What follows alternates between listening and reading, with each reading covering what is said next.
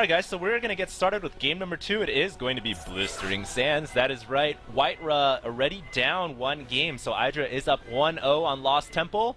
We're going to go to Blistering Sands. I think this map has a lot of potential opportunity for a Zerg to break down the back door, but at the same time it allows a Protoss player to actually forge Fast Expand and then use the back door as their new entrance. So that's a lot of interesting mechanics, and we might see something like that happen in this game number 2.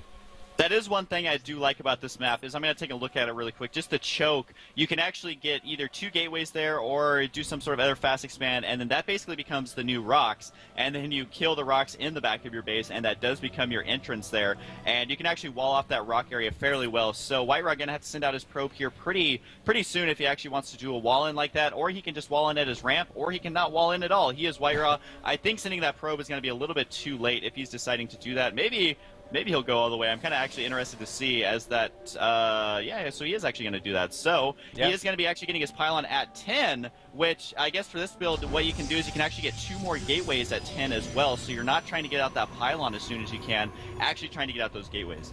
Oh, so we might actually be seeing some kind of early double gate pressure here from WhiteRa. Now, if we go back in time in the HDH tournament, the only player who was able to scrape a game off of IdrA was Orb, and he did that by going for 2 gateways. Okay, so we're not going to see a second gateway go up quite yet, but what happened was Orb put up 2 gateways right here, and I think it was around 8 or 9 supply, and then he pressured that early expansion from IdrA. Now, IdrA is looking like he's going to go for a 15 pull into 16 hatch.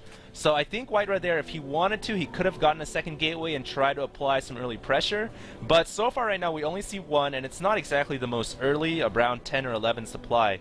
So we'll see what happens, but I think that IdrA might be pretty safe if he does decide to throw up that 16 hatch. We'll see, though. Yeah, I mean, look at this. I mean, IdrA has his Overlord going to that choke. He's even sending out that early drone scout, so he knows I lost to a similar build by Orb. I mean, Orb did have 2 gateways, though, and he doesn't want to lose to that same build on this map, so he's going to play it safe, wait until he can scout that out before he's going to throw down his expansion. He just sees the 1 gateway, which is going to allow that drone to kind of scoot up here.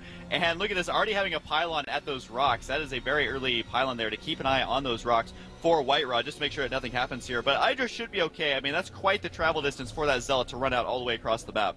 Yeah, it's important, though, that when IdrA moved his drone in, he actually saw the Chrono Boost being used on the Zealot, and now he sees the second Chrono Boost being used on the Zealot. That sets off glaring alarms in IdrA's head, I'm sure, telling him, okay, I can't throw up this 16 hatchery, which he did not. He's actually thrown up a Roach Warren and getting that fast extractor. So he's not fast expanding. This is the right decision. This is where he actually failed against Orb, and this time he's playing smart. Even though it's only 1 gate, he saw 2 Chrono Boosts being used on the gateway, and so now the 2 Zealots are going to pressure side by side. They're going to walk up holding hands, and I don't think that this Zealot pressure is going to be able to do anything because there's no hatchery here to abuse. So I think the Zerglings are going to do just fine, and there's also roaches on the way as well. No casualties here. I think getting the Roach Warren, absolutely smart choice. Basically, as a Zerg player, if you see this early pressure from the Protoss, you can just get a couple of roaches. It's not a huge commitment, and it's going to keep you in the game for sure. And you can also put on pressure because roaches are very good against those Zealots. So I don't expect to see, well, there is 4 Zealots here, so he's got to try and march in there. I think, though, that the roaches are going to be done in time, and IdrA should be okay here unless he just, like, kills his own queen or something by accident.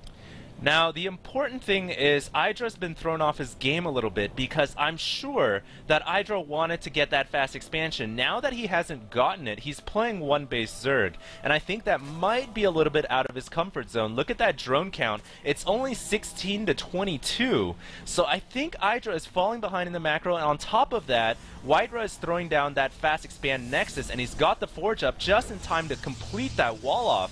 But I think these Zealots are they're pretty much just going to chill right in front of the door with a cannon on the way as well. So IdrA knows that he's going to have to go for these backdoor rocks, but now he's just getting that expansion down, so he's going to be playing a little bit of catch-up in the economy.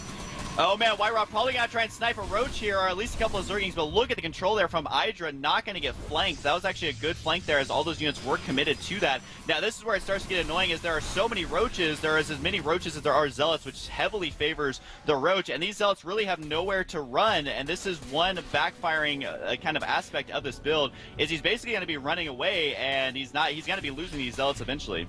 Now look at that front door for WhiteRa. Look at how he's positioned his cannons. There's a little little bit of a gap between the cannons and the gateway and the forge. That means that the roaches cannot range against the cannons, whereas the cannons can range against the roaches. So if IdrA tries to go for a front door break, that's not going to happen.